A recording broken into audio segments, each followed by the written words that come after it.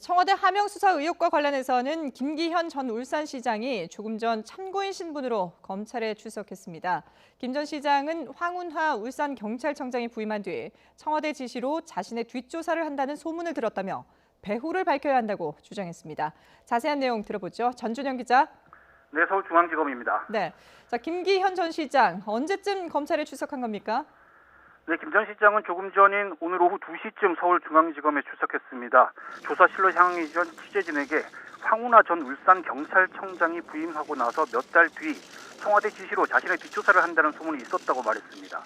이어 청와대가 첩보를 수집하고 관련 리스트까지 만들어졌다는 게 상식적으로 말이 안 된다면서 민주주의에 꽂힌 선거를 짓밟은 심각한 헌정질서 농단 사건이고 배후를 밝혀야 한다고 주장했습니다.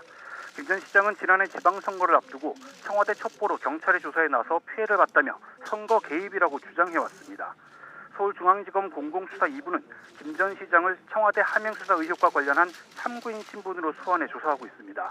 김 전 시장을 상대로 당시 경찰 수사가 진행된 과정과 함께 청와대의 선거 개입과 피해를 주장하는 구체적인 근거 등을 조사할 것으로 예상됩니다.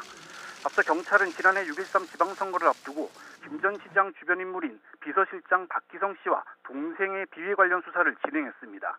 이어 두 사람에 대해 각각 직권남용 권리행사 방해와 변호사법 위반 혐의를 적용해 검찰에 넘겼지만 무혐의 처분됐습니다. 검찰은 당시 경찰 수사에 청와대가 어떤 역할을 했는지 집중적으로 들여다보고 있습니다.